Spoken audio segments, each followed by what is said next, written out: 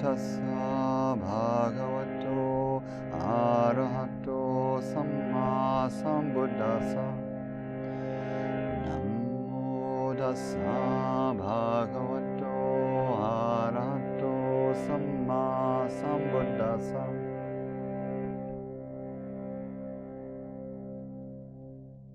So the Buddha gives this clear model for how we live in relationship with others in Digha Nikaya 31, Advice to Sigalika. And the Six Directions model is the most famous part of this discourse, but the whole first part of the discourse contains a lot of other guidelines appropriate to a young man who hasn't, fully grown up. The backstory that the commentaries tell us is that the Buddha knew this kid's parents and who have now passed away. And the Buddha comes across this young man, Sigalika, doing kind of the morning prayers that his father has asked him to do before his father died. Said, do the prayer to the Six Directions. So he's doing what sounds like kind of a classic Hindu style or early Hindu style prayer. He's soaking wet with wet hair. He's offering water in the directions. But the parents were actually devotees of the Buddha, which is why they asked him to, check on their kid. And so the Buddha goes to see the kid, and he's like 20 maybe, late teens. And he says, householder, what are you doing? And Sigalika says, I'm doing the offering that my dad told me to do. And the Buddha says, that's not how you do the Six Directions offering. Let me tell you how to do it. And the kid is respectful. He's like, great, please tell me how to do it. And the Buddha says, first, let me tell you a whole bunch of other things, and gives him a whole list of teachings around things like, not gambling, hanging out with better friends, not staying out late, not like, staying out all night, going to shows and drinking too much and coming home late. And, basically he says, like, shape up your party life and, hang out with better friends. And then he says, okay, now I'll tell you how to do the Six Directions offering. So if you go to the text, you'll see a long list of, the guidelines essentially on how to not be a disorganized young adult. So that's great. If that's helpful advice to you, please take it. But then the Buddha gets into the Six Directions teaching, and he does a thing that he does over and over in his teaching, where he reformulates a practice or an idea or a teaching out of the material and into the either psychological or metaphorical, So in a teaching where he's talking to a farmer, and the farmer says, this is my work. I, till the field and plant the seeds and water them and grow the crop. And the Buddha says, I prepare the ground of the mind with mindfulness, and I plant the seeds of ethical action, and I grow the crop with concentration, and harvest the fruit of insight. So he spins the physical material into the numinous, either psychological or spiritual or both, or ethical very often, and that's what he does here. So instead of the literal directions, pouring water to the east, to the south, to the west, to the north, the Buddha says, here's the Six Directions. And the Six Directions are categories of relationship. So the east is parents, the south is teachers, the west is spouse, the north is friends and colleagues, below is employees or those who are in service in some way to our position in the community, and above is spiritual guides, traditionally ascetics and Brahmins, folks we support with our dana or generosity, and who guide us in subtler or spiritual ways. And the way the Buddha teaches this to this young man, Sigalika, is that each one of these types, kind of cardinal types of relationship that he will enter into as he becomes an adult, carries a set of responsibilities that we would really call a kind of reciprocity or accountability, because, and this is unusual, by the way, for texts of this era, they're much more uh, egalitarian than other uh, social texts of the time, like the laws of Manu, for instance, that shows up very slightly later in Indian history, or some of the other early legal codes that define, the responsibilities of, you know, husbands to wives, etc. Um, in the Buddha's version, there's duties or responsibilities that flow both ways. And so, when I tell you what the ones are for like husband and wife, to our modern ears, it still sounds patriarchal, but compared to most of the other texts, 1,000 years before or after this one, it's actually one of by far the most egalitarian, where there are actually duties that the husband has toward his wife, not just the other way around. The wife isn't just a servant, essentially, um, and childbearer. So so here's the duties in brief, and then we can generalize on them. For the direction of the East, where things originate, mother and father, there's a classic teaching throughout the Dharma that respect and honoring of one's parents is central and important. Of course, for a lot of us, this is not obvious or easy and may entail repair, attachment repair, various kinds of therapeutic intervention and healing to come to a feeling of gratitude, and respect for parents. For those of us for whom there's been harm or trauma in the direction of the parents, this can become a practice of, how do I come toward either forgiveness or the intention to forgive, even like the intention to forgive someday when I'm ready is in the right direction. What we're really going for in all of these is first, any repair needed so that I can hold the relationship in my heart without conflict in myself. It doesn't actually mean, I need to find repair with the external person, like I have to go hunt down, my mother, my father, whoever, and get into a real conversation with them. Maybe you do, maybe you can. That's great if that's needed and possible and healthy. Maybe you don't. Like all loving kindness practice and healing practice in the Dharma, uh, the bulk of it really happens internally, right? It's not so much about what you do with other people who have their own challenges and complications, but really about whether you're suffering. Am I carrying around distress in my own heart? Unresolved anger or fear, or some kind of process that needs resolve in my own heart. So here's the classical duties between parents and children. Children are to respect parents with the feeling of, I will support them who supported me. So this is not so much what little children should feel toward their adult parents, but what grown children should feel toward their adult parents. I will support them who supported me when I was young. I will do my duty to them. I will maintain the family lineage and tradition. I'll be worthy of my inheritance. And I will make donations on behalf of dead ancestors. That's the traditional guidelines that children, grown children, would do to honor their parents, living or dead. And then parents reciprocate, and really throughout your whole life, by restraining you from wrongdoing, guiding you toward good actions, training you in a profession, supporting the choice of a suitable spouse, and in due time handing over the inheritance. All of these can be fraught with complication, as folks who live in arranged marriage cultures know. Um, and you know, uh, and for any of them that seem particularly antique, I would encourage you to translate it into your context, right? In what ways do your parents support you, or should they? That they don't, you know. Um, I just came through a somewhat challenging inheritance process after my father passed away, not through anyone's ill intent, but through the challenges of, layers of wills and trusts and lawyers and, you know, things that people said that weren't written down, and and maintaining, you know, like loving respect toward my deceased father was challenging at moments when we would stare at his documents and be like, dude, what is this? You know? And yeah, but there's, there's the practice, right? It's uh, like all of our practices, these are not guidelines to just simply accomplish and be like, haha, check off. I respected my parents, done.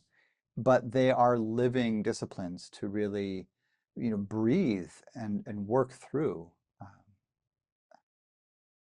So that we're always working through layers of dukkha, layers of challenge, coming to states of more generosity, more kindness, more patience, more, uh, you know, acceptance of everyone's humanity, all of that. So that's the East. In the South is the direction of the teachers. As I said in the meditation, this is really not so much spiritual teachers, but like teachers of crafts, professions, knowledge. So, your teachers in school, your teachers and in your trade, your teachers at work, mentors, folks like that.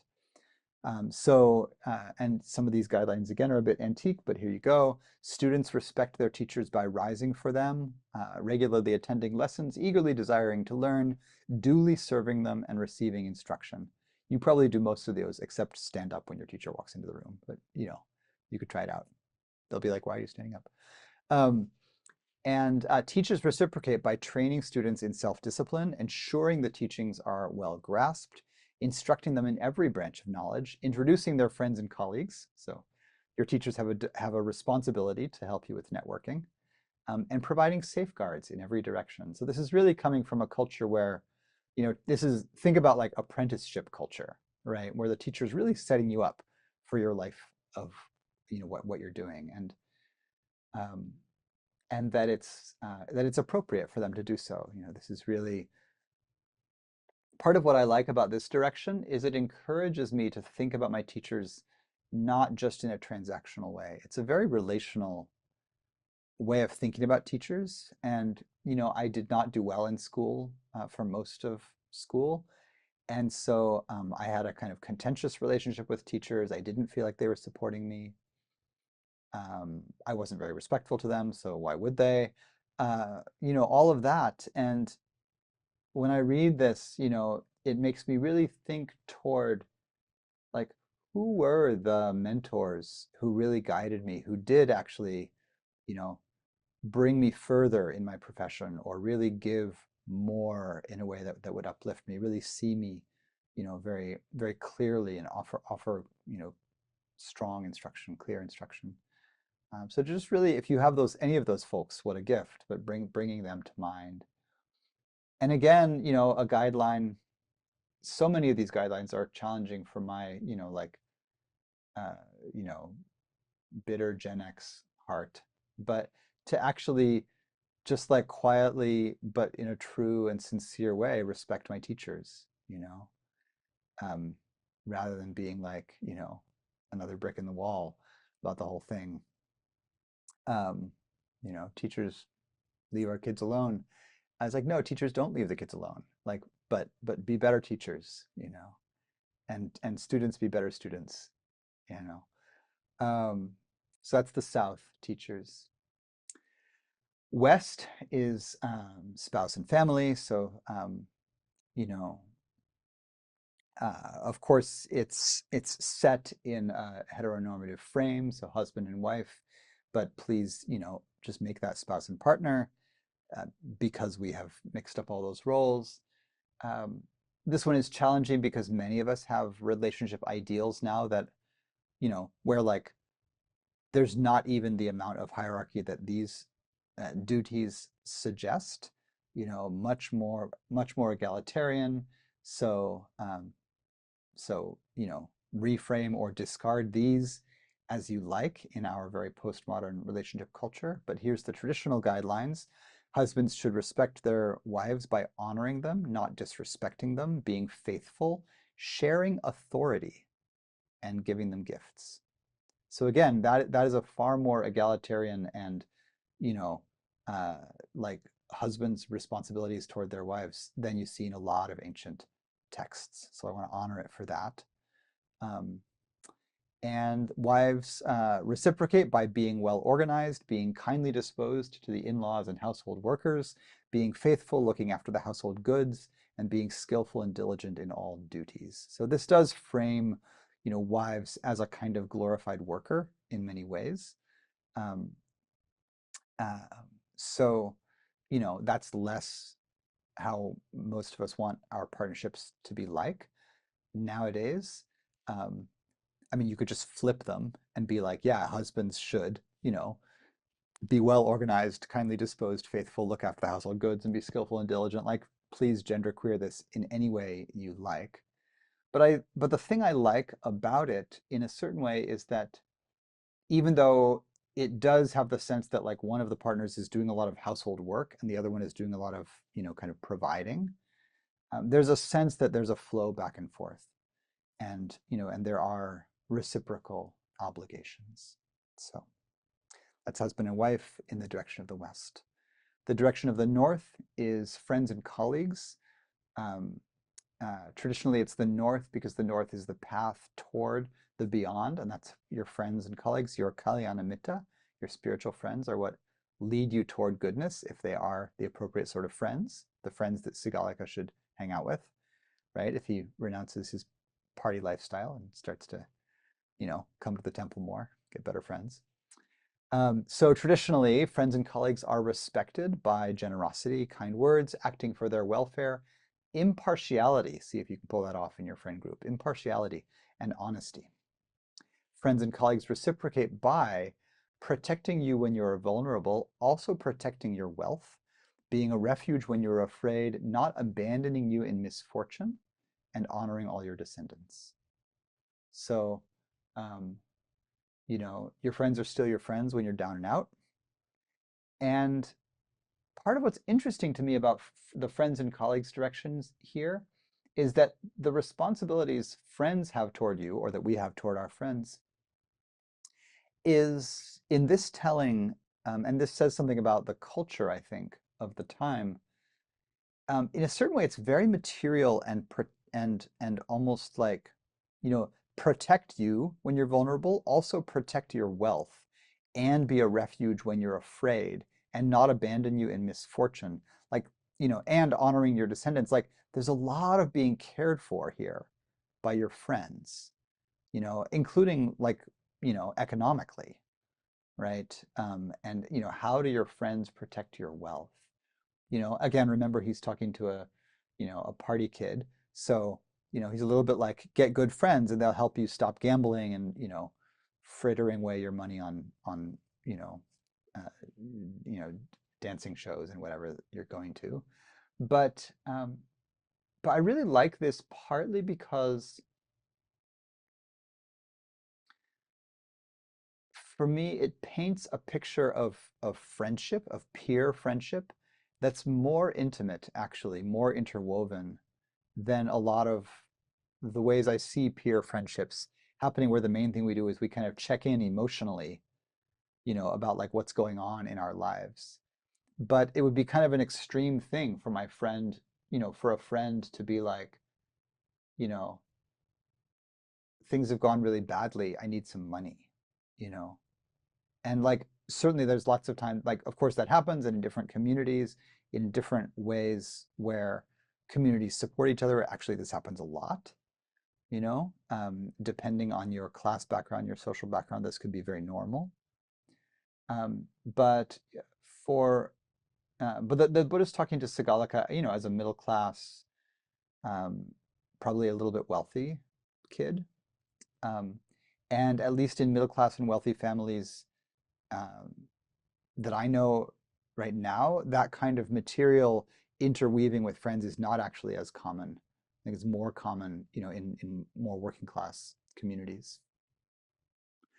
Um, so really feeling how in this web of actually quite, highly ordered relationships, friends and colleagues actually have quite an important role here. That maybe as, in our somewhat different circumstances, we might just lean into the inquiry of like, how could my relationships with my friends and colleagues be different? How could they be deeper? You know, how could they hold more aspects of my life? How could I feel more protected by them? You know, uh, this is And you could expand this into a kind of, mutual aid sort of model for how we really care for each other in challenging times, not abandoning each other in misfortune. Um, so then we get to the difficult, for our very egalitarian sensibilities, direction of the below, which is workers and servants traditionally. Here's the traditional guidelines, and then we can deconstruct them. But employers respect employees by, and if you specifically think about employers and employees, and again, that's my modern retranslation, because I'm not going to use like master servant sort of language, mostly because nobody I know has direct servants, although lots of us have, like we talked about, folks who are in service roles to us, um, in various ways, regardless of our class, positionality. We go to the store and someone is at the checkout counter, and folks are taking care of all sorts of things, picking up the trash and caring for us when we go to the hospital and all these things. So employers respect employees by allocating work according to aptitude, providing wages and food, looking after the sick, sharing special treats, and giving reasonable time off work. So not bad, right? Not all employers here do that very well. So, um, look after the sick, provide wages and food, share special treats, right? I don't know the last time. My employer shares special treats when I go in for, like, staff celebration day. There's cookies. Like, I'll take it. That's cool.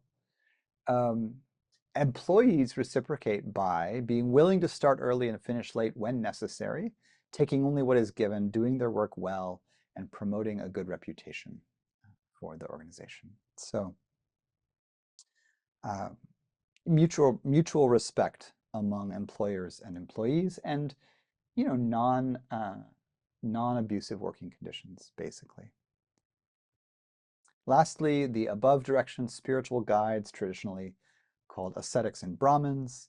So the devotee respects their spiritual guides, but through kindly actions, speech, and thoughts, having an open door, and providing material needs. Having an open door is like, when like the monastics come begging to your house, or, you invite them in, you take care of them, that kind of thing. Um, and of course, giving dana, providing their material needs. Spiritual guides reciprocate by restraining you from wrongdoing, guiding you to good actions, thinking compassionately, telling you what you ought to know, clarifying what you already know, and showing you the path to heaven. So, in whatever way I'm accomplishing any of those, I hope so, in this particular role, this moment as a spiritual guide of sorts. May we all find the path to heaven. I'm doing the best I can here, and I'm grateful for what comes my way in that role, and it's beautiful to practice this role also, for instance, with the monastics when we go up to Abhayagiri, go up to the monastery, and bring a meal, give dana, and really feel. And if you don't have any monastics near you, or have a relationship with monastics near you, I really encourage finding some, besides this kind of like, lay teacher, who you support and learn from, which is also great, but to really be in contact with a mendicant sangha who lives on dana, is completely immersed in the lifestyle of training others, living, fully by the monastic code, the Vinaya, and to feel what it's like to be in the presence of these folks who depend completely on support, and whose entire existence is oriented around the flow between, you know, um, uh, their role as monastics and guides and the role of the lay people. And it can just inspire so much devotion, really, to be around these folks, and um, to feel this thing that I think is actually quite difficult to teach uh, Westerners to feel, which is that giving dana is so joyful. That, like, supporting these folks, the sangha, can be so joyful, and just like how wonderful it feels to bring something of value and give it. and for it to be received. And that's just a subtle kind of extraordinary feeling that I think is just unusual in a culture that doesn't do dana with much practice. Uh, so just encouraging that as a way to very literally practice the sixth direction there. So that's the formal six directions model from the Sigalika, Digha 31. And again, as I began with, just reflecting on how in this model, and you can abstract it to include other kinds of relationships, um, you know, the question about like where are siblings in this, just put them in, you know, like I said, I kind of put them in the friends and colleagues direction because the qualities, generosity, kind words, protection, all of those really apply in the sibling direction. You can fit in all the people around you somewhere in this. Part of what I love about this, different from the very impersonal kind of just metta for all beings practice, is that it encourages me to both remember all the people in my web, like to not take anyone for granted, to not take for granted the folks that are in the service roles or members of my family or my work colleagues where like, yeah, I relate to them, I like them, I try to do my work well with them. And, you know, sometimes work is annoying and I want to not think about them and, all that. Um, to hold them with, you know, respect and care and obligation. And how it encourages me to hold everyone in my circle with a certain kind of obligation. You know, obligation might sound pushy or pejorative to you, but with accountability and with reciprocity, right? Maybe it's the most beautiful term right now for this. That we're really in a web together, and that if I go back to the framing story of this kid Sigalika, his parents have passed away, he's getting the inheritance. His dad says to the Buddha like, "Hey, go check on my kid, make sure he's not partying too hard." And the Buddha gives this teaching that in a way amounts to like, don't lose your place in the web of relations. Don't think that you're out there on your own and that what you do doesn't matter. And um, you know, um, there's uh, there's a beautiful teaching right now in the parenting world. Um, uh, there's a beautiful book by Gabor Mate called something like like Hold On to Your Kids, and it's about not succumbing to the tendency of kids to entirely turn toward peer relationships and turn away from familial relationships for support in the teenage years, and to really stay close in a way as best you can as kids grow. And so I appreciate that, as I have a 9-year-old. And I appreciate how the Six Directions practice fills out my sense of relatedness, because it includes all these people that I might not think of as my real connections. I am of a generation and perhaps gender and perhaps, social psychology coming in you know, somewhere in late individualistic neoliberal capitalism, where I can easily feel alone and isolated and not connected to a web of people. You know, um, the book Bowling Alone from a couple of decades ago, really an analysis of the crumbling of community in American life. And of course, this touches into the deepening isolation, particularly in young people who've grown up immersed in internet culture, who are, having less stable friendships, less intimate relationships, less sex, certainly less church going, less group forming, less connectedness in community than almost any generation before. And this is a warning about the dangers in feeling disconnected, in really losing connection with, you know, the sense of being at the center of a web of connections, that everywhere you turn, there's people, you know. There's there's the workers, and there's the teachers, and there's your friends, and there's your family, and there's your partner, and there's, you know, and there's spiritual folks, whether you relate directly with them or not, you know.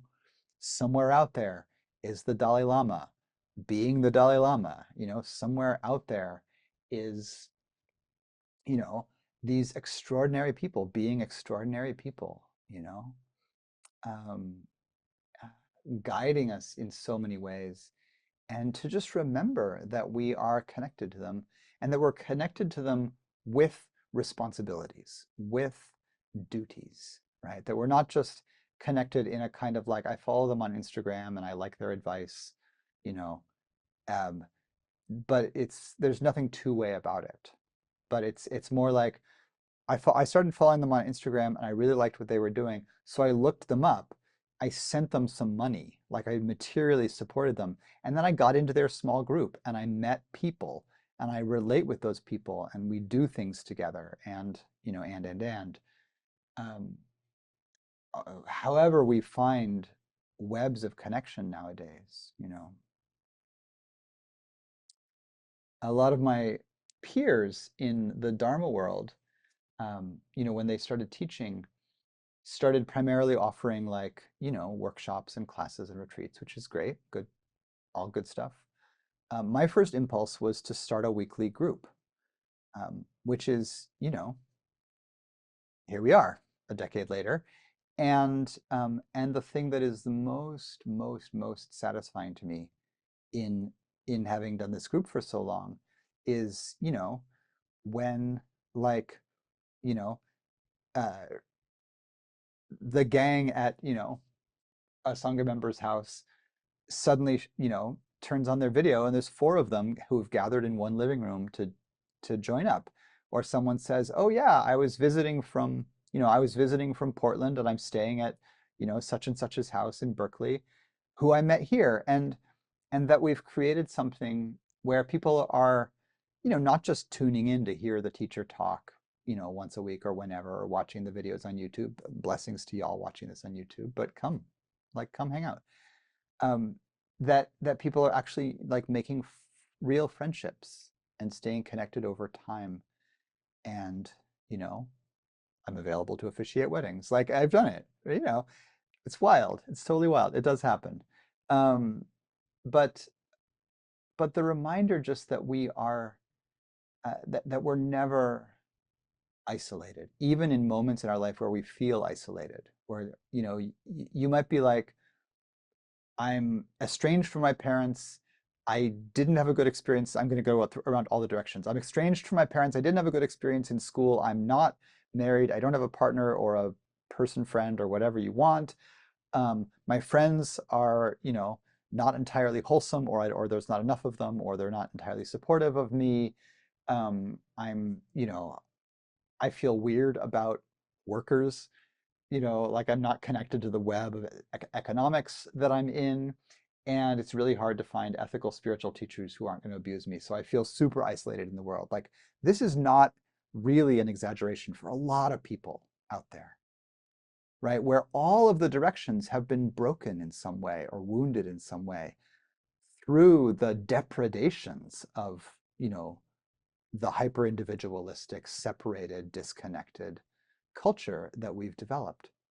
And so the encouragement here, you know, even in baby steps, is to rebuild, you know, you don't have to become like a community organizer in your town, but yes, please do that. But like, to rebuild the web of community around you, even individually, you know, and just start with the easiest direction. Pick whatever's easiest.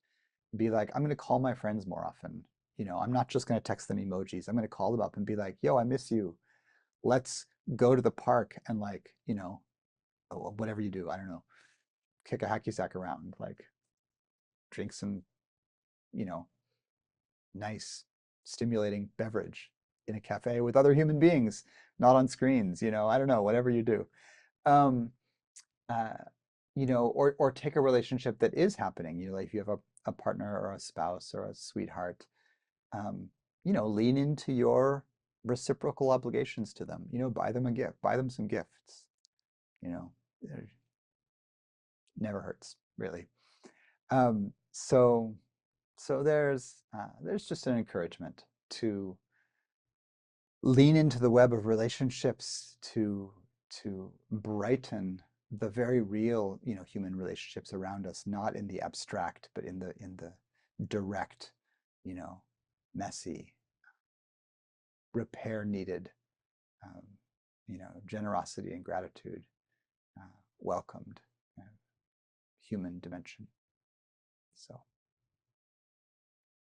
letting it rest there. I'm so glad that we are friends and peers and students and teachers and colleagues and all the things that we are to each other. It's just such a pleasure. So, hi. Thanks for joining us for this talk and practice. If these recordings are helpful for you, please consider supporting the Sangha with a donation of any amount. You can find links to our website and the donation page below in the description. Liking and subscribing helps the channel, and I'm grateful for your presence, your practice, and anything you can give to support our little community. Thank you so much. Take care.